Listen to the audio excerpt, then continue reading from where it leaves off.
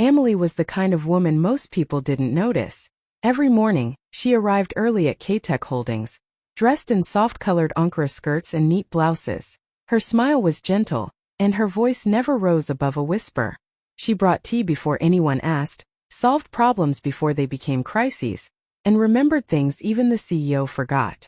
To them, she was just the assistant, someone to take notes, fix calendars, and stay out of the way. But Emily was watching everything, listening, learning. She stayed late after everyone had gone home, sometimes staring at the glass windows, imagining a world where she wasn't invisible.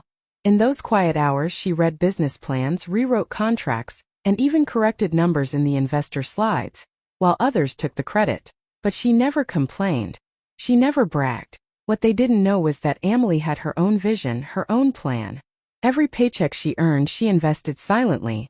Every insult she received, she turned into fuel. She wasn't just surviving K-Tech, she was studying it from the inside out. And while they looked right through her, Emily was quietly building something far bigger than a job. She was building her moment, and it was coming soon. Mandla walked through the K-Tech office like he owned the world because in his mind he did. He wore custom-made suits, gold cufflinks, and a watch worth more than most people's salaries. People stood up when he entered. They laughed at his dry jokes. They feared his temper. And Mandla loved it. Power was his favorite drug. Every decision had to go through him. Every success was his alone. And anyone who dared to question him, fired without warning. To Mandla, Emily was nothing more than a background character. Just a secretary. The girl who booked flights, sent emails, and kept quiet. He never noticed the extra work she did or the way she stayed behind fixing things after others had left. He certainly never thanked her. In meetings, he spoke over her. In front of others, he ignored her like she didn't exist. And when he did speak to her, it was only to give commands, cold, short, and without eye contact. She was useful, sure, but easily replaceable. That's what he believed. What Mandla didn't know was that every time he looked down on Emily, he was giving her more reason to rise.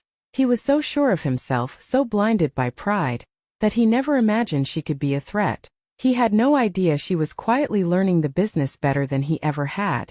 No idea she was building connections, studying deals, watching how he handled power, and how he abused it.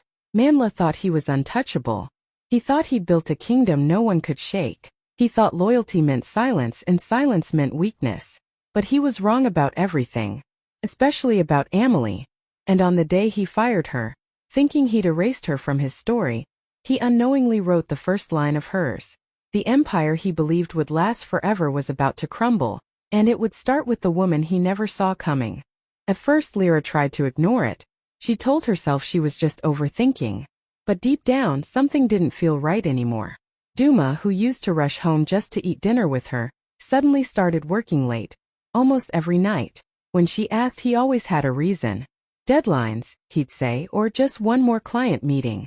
He stopped noticing the small things. Her new hairstyle, the perfume she wore just for him, the soft tears she quietly wiped when he turned away too fast. Lyra's heart began to ache, not from anything he said, but from the growing silence between them. And then there was Nomi. Her smile wasn't the same. It had a nervous twitch now, like it was hiding something. She started avoiding eye contact. She didn't stay over as much. She laughed too loudly at things that weren't funny and always changed the subject when Duma's name came up. Lyra saw it all, but she didn't want to believe it. She wanted to hold on to her peace, to the love she had poured her soul into. But love doesn't cover everything. It can't hide what your heart already knows. Sometimes when Lyra walked into a room, both Duma and Nomi would fall silent, as if they had just pressed pause on a conversation she wasn't meant to hear. Her stomach would tighten, but she still smiled. She cooked for them. She sat beside them. She forced herself to believe that everything was fine. But late at night, when the house was quiet and only the ticking clock kept her company, her thoughts screamed. Her gut whispered the truth her mind wasn't ready for. Lyra didn't have proof, just 1,000 tiny cracks in her soul that kept spreading. It was the lipstick stain on a glass that wasn't hers. The scent of Nomi's lotion lingering in her home longer than it should. The way Duma's phone was suddenly always face down. Suspicion grew in silence. And sometimes silence speaks louder than words ever could. Emily heard every whisper, every little comment, every fake smile followed by an eye roll as soon as she turned around. She's just a secretary, they said. Why is she always in meetings? Some joked that she was trying too hard. Others claimed she was only close to the CEO because she made good coffee. The cruel ones even suggested she was only there because of how she looked. But Emily never reacted. She kept her head down, her focus sharp, and her heart steady. In meetings, when she tried to speak up with an idea or a correction, some senior staff would interrupt her mid-sentence. Others would nod politely but ignore her completely, as if her voice didn't matter. She wasn't part of their inner circle. She didn't wear designer suits or drive a fancy car. To them, she wasn't important enough to be taken seriously. And yet, Emily never stopped showing up. She sat in those rooms, took every note, watched every move, and remembered who smiled in her face and mocked her behind her back. She pretended not to hear, but it hurt. Of course it did. She was human. There were nights she cried quietly in her bedroom, wondering why kindness and hard work were never enough. But each time she wiped her tears, she reminded herself, they only whispered because they were afraid. Deep down, they could feel there was something different about her. She didn't gossip, she didn't compete, and she didn't play office politics. She moved with quiet power, and that made them uncomfortable. Emily knew her worth didn't depend on their opinions. She didn't need their validation to rise. Every insult, every laugh behind her back, was a small brick in the foundation she was building. A foundation that would one day lift her above all of them, not through revenge but through results. And when that day came, the same people who whispered behind her back would be the ones saying her name out loud with respect and maybe even regret. The sun hadn't fully risen when Emily arrived at the office that morning. She wore her favorite soft blue blouse and a calm smile, unaware that this day would change everything. The energy in the building was different, tense, rushed. It was the day of K-Tech's biggest investor meeting, and everyone was on edge. But Emily was prepared. She had stayed up half the night organizing the reports, printing documents, and making sure every single detail was perfect. Just as she settled at her desk, Manla's assistant walked over, barely meeting her eyes. "The CEO wants to see you." "Now." Emily stood up without hesitation, smoothed her skirt, and walked into his office with her usual quiet grace. Manla didn't even look up from his desk. He simply said in a cold, flat voice, "You're fired." No explanation. No thank you. No emotion. Just those two words that hit like a slap across the face. Emily stood still for a moment, stunned. "Is there a reason, sir?" she asked softly. Manla finally looked up, his face blank. "We don't owe you that," he said. "Security will walk you out." It was as if all those years of hard work, late nights, loyalty meant nothing. Not even a minute of respect. Her chest tightened, but she didn't let it show. No one would see her break. She nodded slowly, turned around, and walked out of the office as if nothing had happened. Her hands shook slightly as she packed her things into a small cardboard box. Her notebook, a plant, a photo of her mother. Whispers started again. People peeked from behind computer screens. No one helped. No one asked if she was okay. But Emily didn't cry. She didn't shout. She just smiled gently to herself, held her box tightly, and walked through the office one last time. They thought they had ended her story. What they didn't know was they had just set it on fire. In Ebitala, news didn't travel, it flew. And when Lyra disappeared without a word, the gossip started before the sun even rose. Neighbors whispered over fences. Market women shook their heads. "Did you hear? Lyra caught them in bed. She must be crushed. Poor thing, she ran away in shame." Some even said she had lost her mind, gone somewhere to cry herself to sleep every night. The stories got worse each day, and not once did anyone stop to ask what really happened. But Lyra heard none of it. She was far away from the noise, tucked into a quiet guest house near Lake Adani, surrounded by soft winds, singing birds, and her own thoughts. She didn't open social media. She didn't answer calls. For the first time in years, she was alone with herself. And it didn't feel lonely. It felt peaceful. While the world thought she was broken, she was actually rebuilding. Day by day, piece by piece. She started journaling again, pouring her pain onto paper and turning it into power. She began walking every morning by the lake, breathing in freedom with every step. She enrolled in an online business course she had once postponed for marriage. She made tea with her favorite herbs and reminded herself that healing wasn't loud. It was quiet, slow, and sacred. Lyra looked at herself in the mirror one evening and finally saw it. Not the woman who had been betrayed, but the woman who had survived it. Stronger, wiser, softer but sharper. They thought she had run away. But she hadn't. She had chosen to step away from the noise, the pain, the people who didn't value her. She wasn't hiding. She was healing. She wasn't ashamed. She was awakening. And while they all waited to see her return with tears in her eyes, they had no idea. Lyra wasn't planning a comeback for their approval. She was preparing a return they would never forget.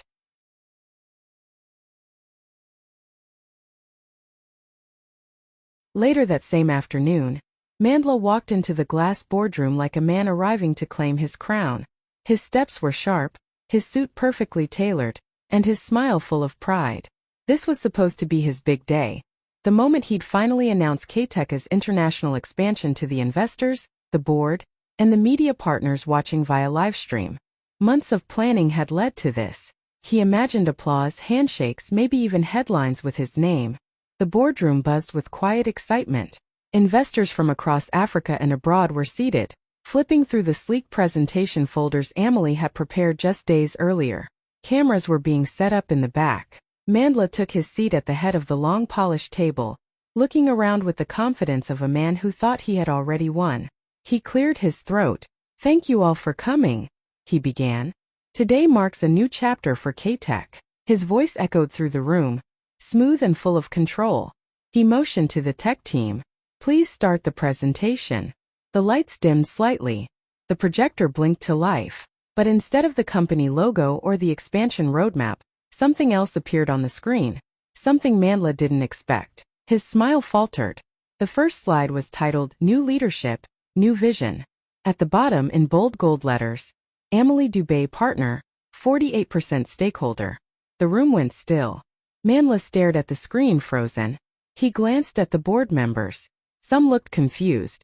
Others already knew. Murmurs spread. Questions started to rise. His chest tightened. He leaned forward trying to speak, but no words came out.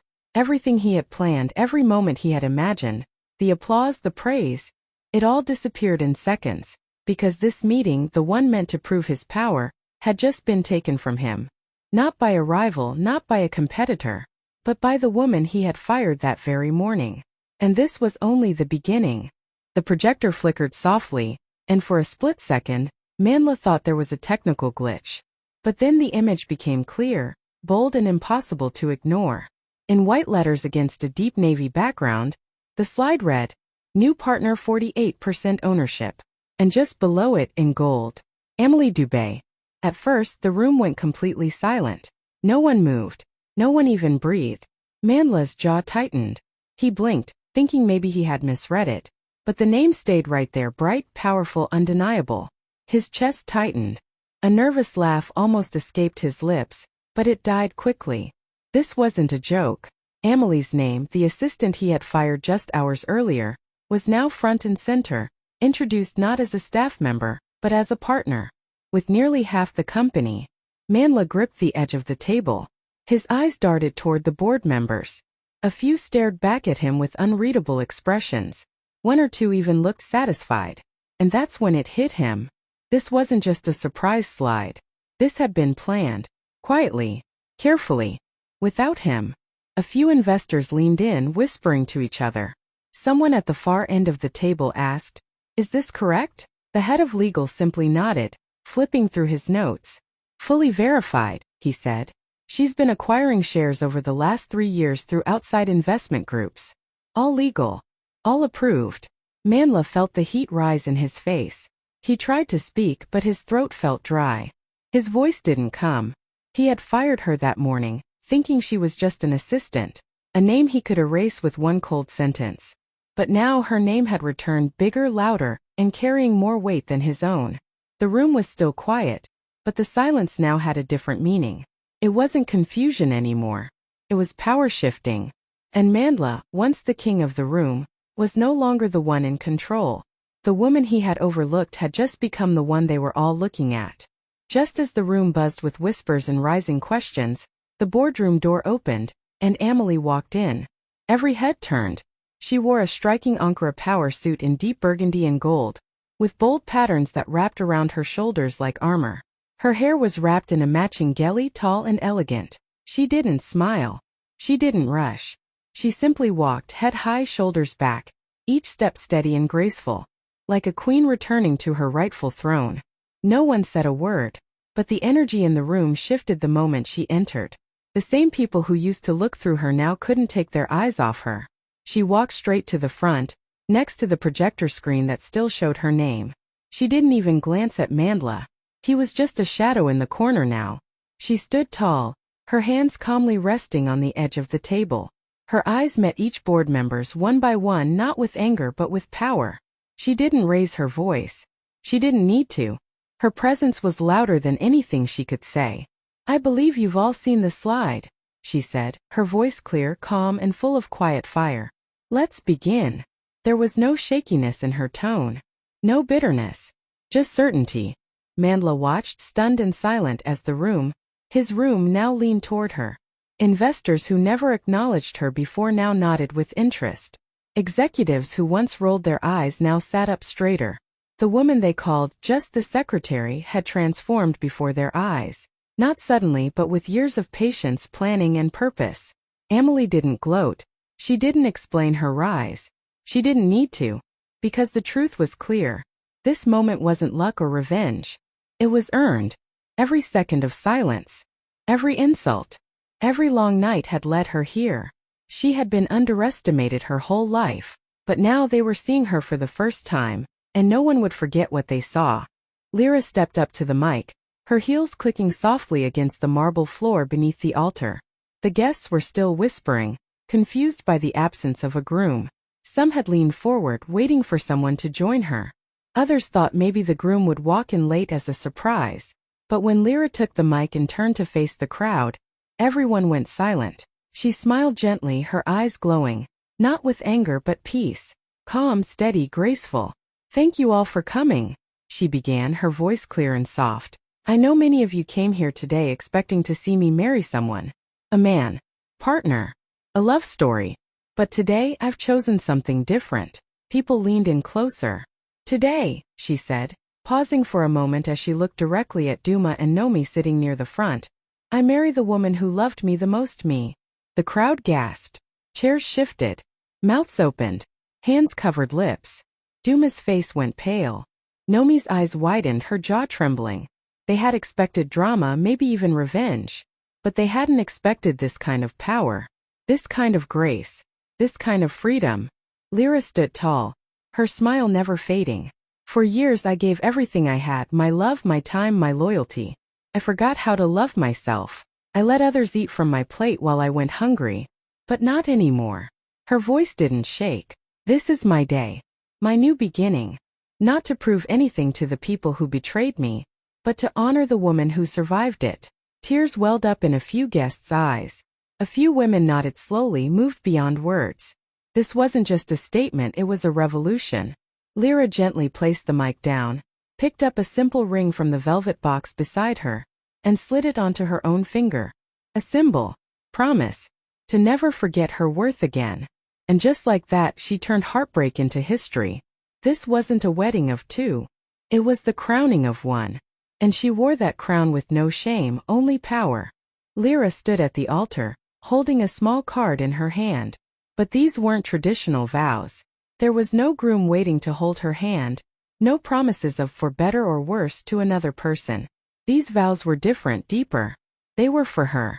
For the woman who had been torn, bruised, abandoned, and still rose. The music stopped. All eyes were on her. The garden was silent, as if the world was holding its breath. She looked out at the crowd and then back at herself in the small mirror placed on the table beside her. Slowly she began to speak. "For so long I thought love meant sacrificing myself. I thought being a good wife meant ignoring the voice inside me when it cried for help. I thought loyalty meant staying silent, even when it hurt," she said, her voice soft but steady. "But today I make new promises. To me." She took a deep breath. "I vow to never shrink myself to make others feel bigger. I vow to listen when my heart whispers, not just when it screams. I promise to protect my peace, even if it means walking alone.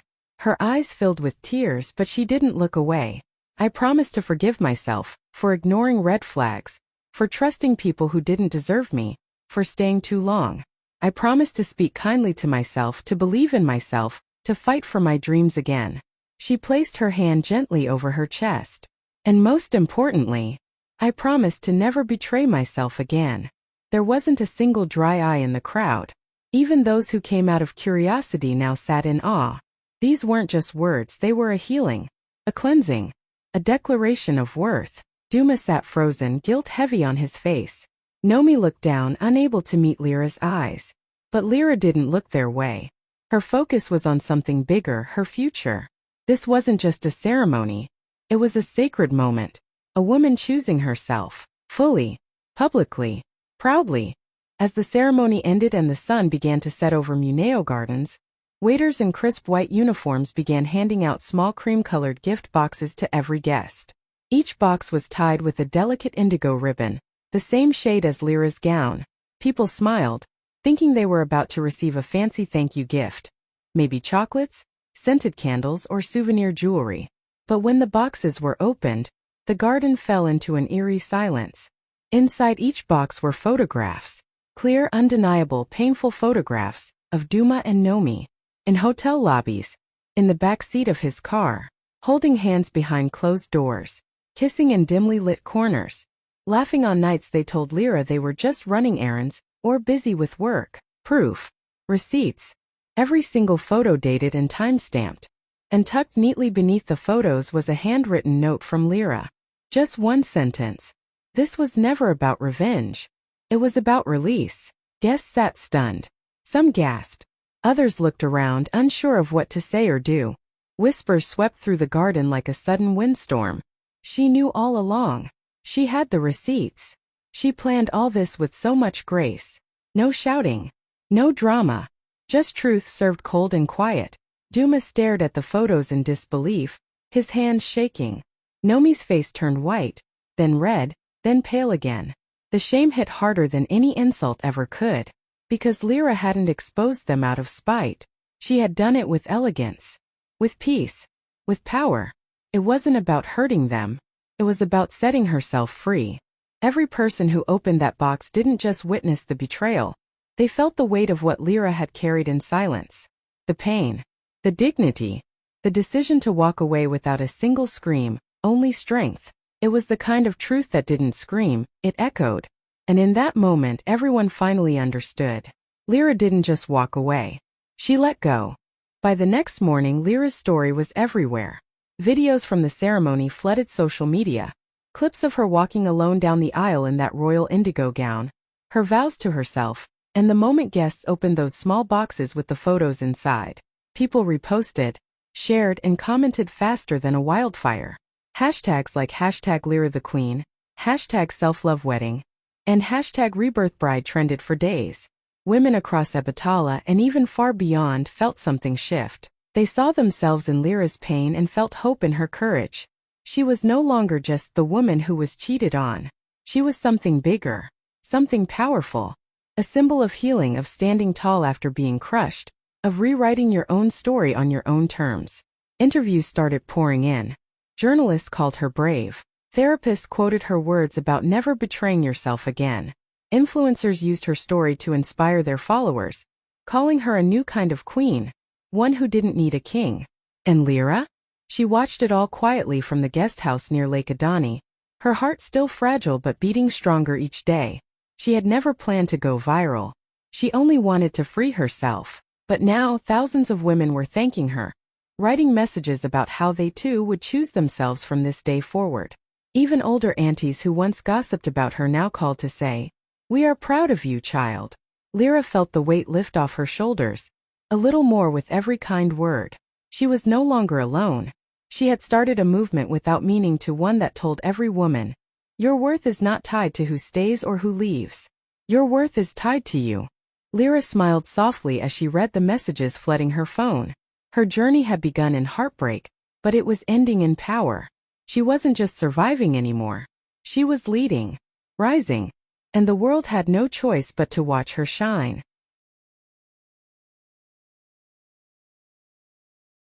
Lyra didn't just heal, she transformed.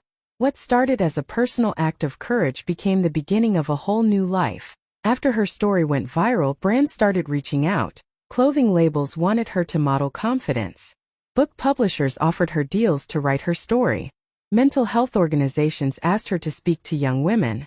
Suddenly, the same voice that had once been quiet in her own marriage was now echoing across stages and screens. She accepted every opportunity, but on her terms. No filters. No pretending. She spoke from the heart, sharing her pain, her strength, and how she found herself again after being betrayed by the two people she trusted most. Her honesty hit deep.